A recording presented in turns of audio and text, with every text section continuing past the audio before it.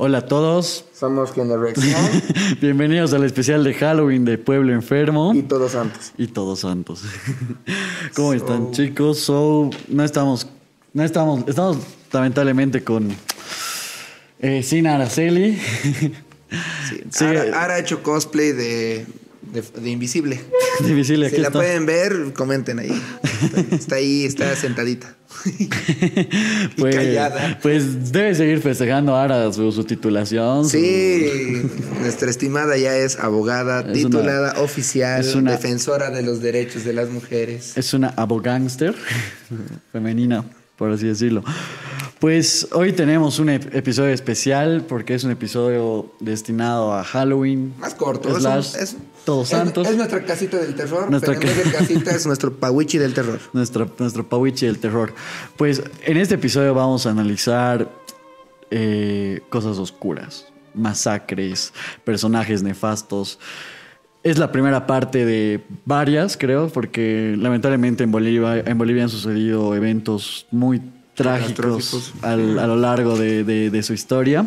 Así que vamos a analizar unos cuantos sobre unos dos, unos tres. Unos tres. Sí, significativos, simbólicos. Sobre lo que han sido las masacres en Bolivia, eventos espeluznantes. Así que antes quiero saber, ¿de qué te vas a disfrazar hoy? Hoy soy Robin. Busco Batman. Busco Sugar. Yo no tengo disfraz. Creo que yo no voy a festejar. No, muy gringo. Muy gringo. Sí, o sea, vos vas a estar de tanta guava. De tanta guava.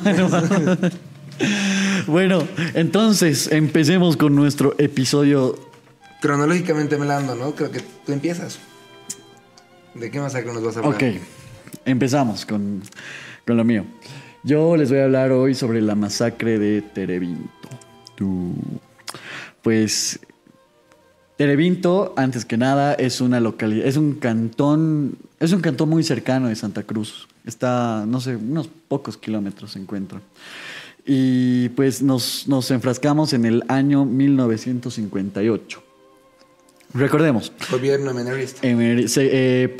Segundo gobierno de menerista, primer gobierno de Hernán Siles Suazo. Sí, no estoy mal, sí.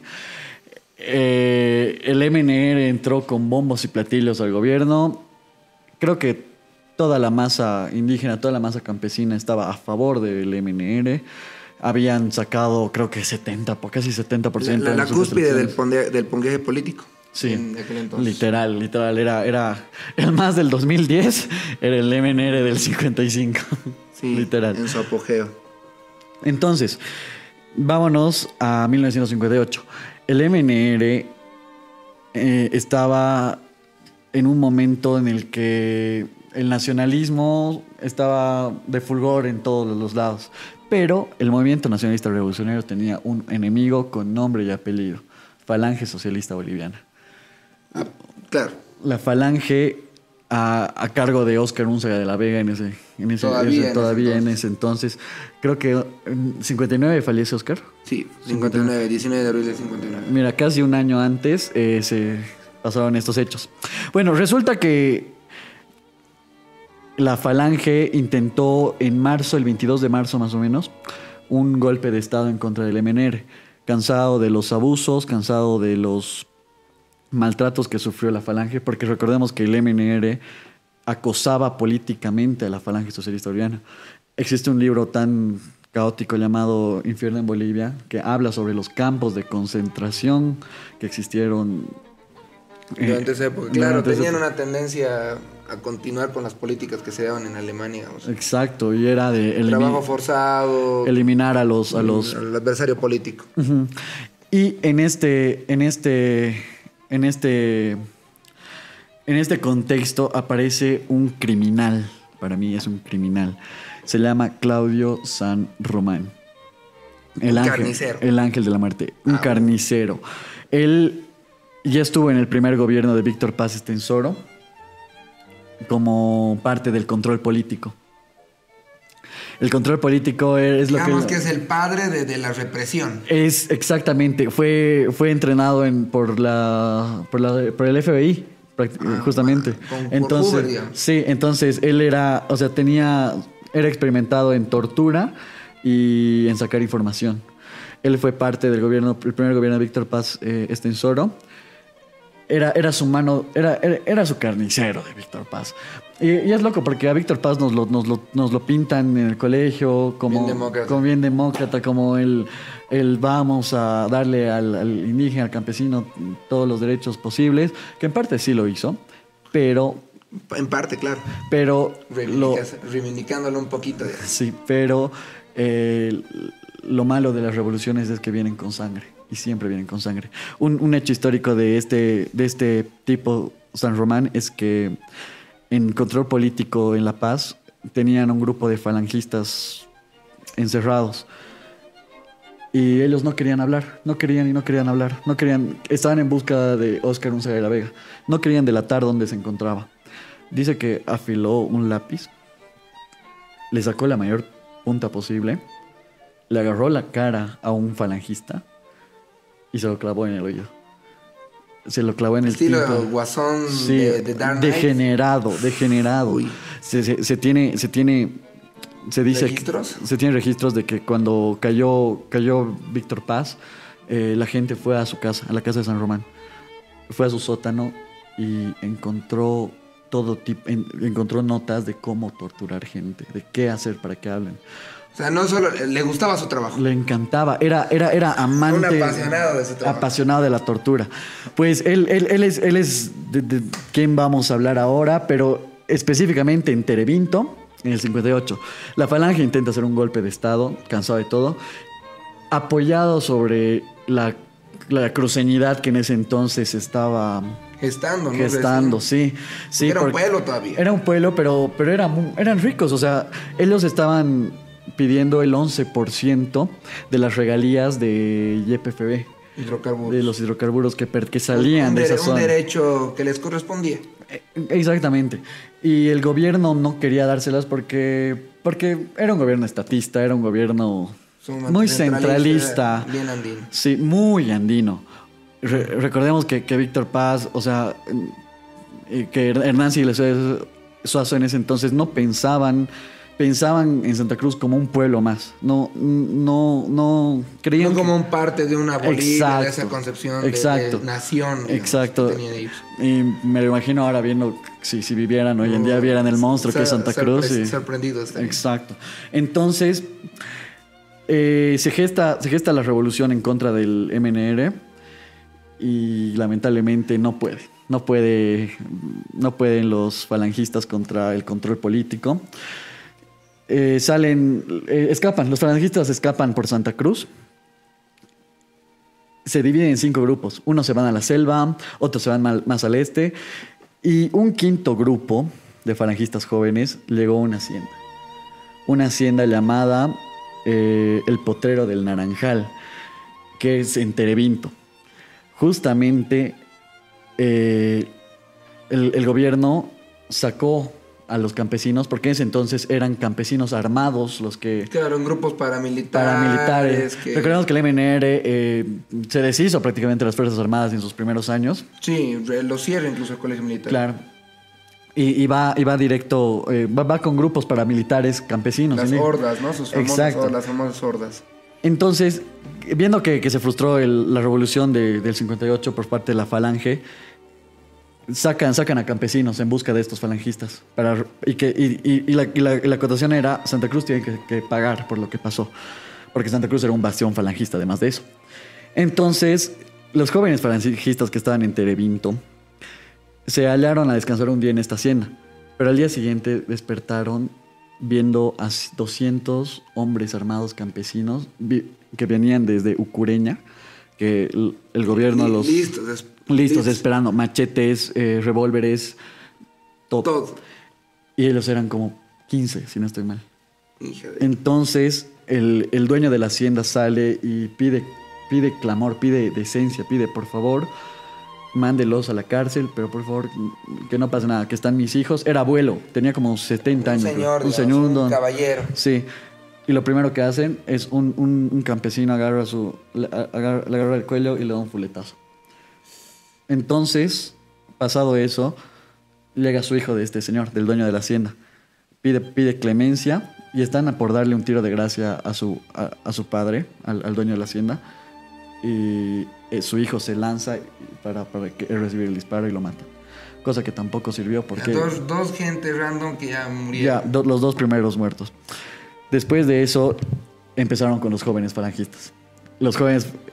Dicen por ahí que los ucureños... Era tanta la rabia. Era como campesino contra citadino. Era eso. Claro. Entonces... Era más Oriente-Occidente. Oriente-Occidente, pero claro. Entendido como el Oriente como un sector aristocrático, blanco y exacto, muy despegado de la identidad que se tiene. Y el Occidente que la sufrieron, vivieron de todo. Y, pues a los jóvenes falangistas lo que le hicieron es agarrar y sacarle los ojos. Sacarle los ojos. Se dice que en los estudios que siguen después, le sacaron los ojos. Hay uno que le dieron un machetazo en el estómago, le sacaron las tripas y lo usaron como bufanda. Uno dice que lo usó como bufanda. Y lo más desastroso es que los testículos se los arrancaron. Desastroso como varones. Como varones. Complicado. Entonces, ese es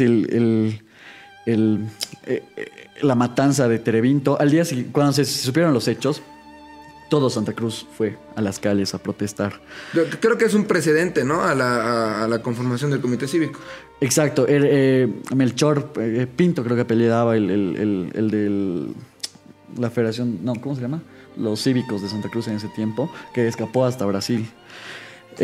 Jorge Antelo fue prefecto de Santa Cruz en ese entonces, que era adepto al gobierno del MNR y fue repudiado. ¿Será el abuelo algo del pollo? No sé. ¿Capaz? Tal vez, hay que ver. Entonces él era prefecto y la gente salió a dar condolencias y misas y un ánimo a los fallecidos. Entonces era como que este prefecto los repudiaban todos a Santa Cruz. Santa Cruz desde ese entonces ya tiene una especie de, no de rebeldía, ¿no? Sino de querer salirse del marco político establecido por la paz y esos lugares de poder. Claro, una concentración del poder político bien centralizado en lo que es la paz, el eje troncal, ¿no? El eje troncal. Ahora, parte de ese eje troncal igual forma parte de Santa Cruz, digamos. Exacto, que eso. Y qué loco que el MNR haya hecho tantos desastres. Muy loco. Yo tengo igual otra... ¿La tuya? La mía. La mía es un suceso importante y un precedente del retorno a la democracia. Estamos hablando del 79, octubre del 79. En agosto se hicieron elecciones. Gana Walter Guevara Arce. Es elegido por el Parlamento. Recordemos que esas veces se elegía el presidente por el Parlamento. Hay una concesión en torno a derrocar ese gobierno, a no dejar que tomen el gobierno lo que era Walter Guevara Arce, y justamente se dan la mano a la cabeza del general Natush Bush junto con MNRistas, bastantes dirigentes MNRistas se dan la mano para derrocar a ese gobierno y instaurar un golpe de Estado. Y el golpe de Estado lo realizan a partir de la madrugada del 1 de noviembre. Por eso que es conocida como la masacre de Todos Santos. Entonces, en torno a eso, la gente... primero la Central Obrera convoca huelga, convoca protestas masivas. Y hay un coronel, que es coronel Doria Medina, que es el encargado por el general Natush Bush de reprimir. Y básicamente le da asueto para hacer lo que quisiera en las calles de La Paz. Y lo que sucede es que se da un nivel de brutalidad y un nivel de tantos asesinatos que es comparable con los 10 años de gobierno de la dictadura de Hugo Banzer, en solo alrededor de 15 días. Wow. Y todo eso ha sido necesario para que a los 15 días, entre las protestas masivas, entre la huelga y demás, por fin renuncia Natush Bush. Y es una masacre, estamos hablando de miles de muertos. ¿Miles? No estamos hablando de cientos, estamos hablando de miles. Dios. Me dignaría decir con bastante cabalidad que es la masacre más fuerte que hemos tenido en la historia republicana y en la historia moderna. Wow. Y en torno a eso igual, si bien ese es un suceso y una masacre muy importante y vinculada al tema del retorno a la democracia, voy a hablar igual una más actual, que para mí es el hecho que consolida la victoria, por así decirlo, del Estado plurinacional por encima de la tradicional república, ¿no?, boliviana, y es en el contexto de la media luna, el contexto de los cívicos en contra de la instauración de la constituyente y de la aprobación de la Constitución. Se da en septiembre, ahorita no recuerdo bien la fecha, pero es en septiembre del 2008. Prefecto de Pando era Leopoldo Fernández, y justamente ahí alrededor bastantes campesinos están yendo a lo que es una asamblea de la Federación Única de Trabajadores Campesinos de Pando. Controlada por el MAS, supongo. Es curioso porque dentro de la Federación Única como tal había federaciones que estaban alineadas con Leopoldo Fernández, que de hecho son las que en el precedente de la masacre se encargan de tomar lo que es el INRA. Van y toman las instituciones del INRA porque tenían lo que ha llegado a suceder al final con los interculturales, que es el hecho de la reversión de tierras. O sea, los que eran hacendados les han quitado sus tierras, ha habido una oleada, por así decirlo, de expropiaciones para entregárselos a campesinos, ¿no? Y para evitar eso es que toman el INRA. Están de camino ya saliendo de Cobija, lo que es Roberto Suárez, pasando por un río, y cuando ya están cruzando son emboscados por gente alegada a los cívicos. Estaban desde una hacienda, comienzan a disparar y bueno, el saldo son 13 muertos de parte de los campesinos y son 2 muertos de lo que eran el bando cívico, ¿no? Mucho se habla de las versiones, ¿no? Los cívicos sostenían que también había elementos armados dentro de los campesinos, pero nunca se ha sabido a cabalidad, sobre todo por el hecho de que había niños y mujeres entre los campesinos que estaban retirándose, ¿no? Muchos han podido escapar a lo que es por el río hacia la selva y demás, pero posterior a eso se ha instaurado un estado de excepción en lo que es Pando, con la finalidad de poder apresarlo a Leopoldo Fernández. Se lo apresa a Leopoldo Fernández y bueno, Leopoldo ha estado 11 años en prisión. Ha salido durante el gobierno de Janine Áñez, si no me equivoco, y es un hito importante, ¿no?, para comprender. Esa ha sido la última patada de ahogado, por así decirlo, del bando republicano, de querer frenar el modelo bajo el que vivimos actualmente, ¿no? Ha sido la última. Después de eso cae Leopoldo Fernández y básicamente se concreta, ¿no?, la consolidación de la constituyente. Un año, bueno, para febrero del 2009 ya se aprueba y pasa a ser la constitución que tenemos actualmente. Entonces es complicado y es interesante ver cómo estos procesos históricos que tenemos en Bolivia están siempre acompañados de hechos tan contundentes y tan sangrientos, sobre todo. Qué loco. Estamos hoy es primero. ¿Qué fecha? Hoy es 31. Creo que esperamos que no exista más sangre brotada de bolivianos, de bolivianas, sobre todo en las fechas tan preocupantes que estamos. Sí, estamos en una época de cambios estructurales, una sociedad que está afrontando nuevos desafíos, tal vez creo, teniendo la crisis ya no en la puerta, sino ya dentro de la casa. Dentro. Entonces creo, esperanza de todos los bolivianos que se pare con el tema de la violencia, una violencia que como pueblo la venimos sufriendo históricamente, no desde hace 5 o 10 años, sino desde el principio que nos consolidamos, ¿no?, como un algo, porque no voy a decir que nos consolidamos como una nación, porque no creo que estemos consolidados como una nación hasta ahora.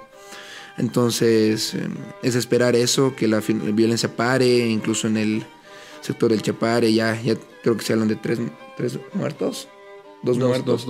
2 muertos y ojalá la cifra no aumente, ¿no? Creo que con eso es necesario un poco cerrar este especial y llamar a la unidad, ¿no?, de todos los bolivianos. Los Todos Santos es una festividad para creyentes y no creyentes que une a la familia, tal vez para recordar a nuestros muertos, a nuestros familiares. Sí, pues Creo que con estas 3 historias de terror nos despedimos. Esto ha sido Gener Reacciones, especial de Halloween, barra Todos Santos, barra octubre, barra... Es la primera parte de unas cuantas que se vienen. Así que síganos en todas las redes y eso. Gracias. Gracias.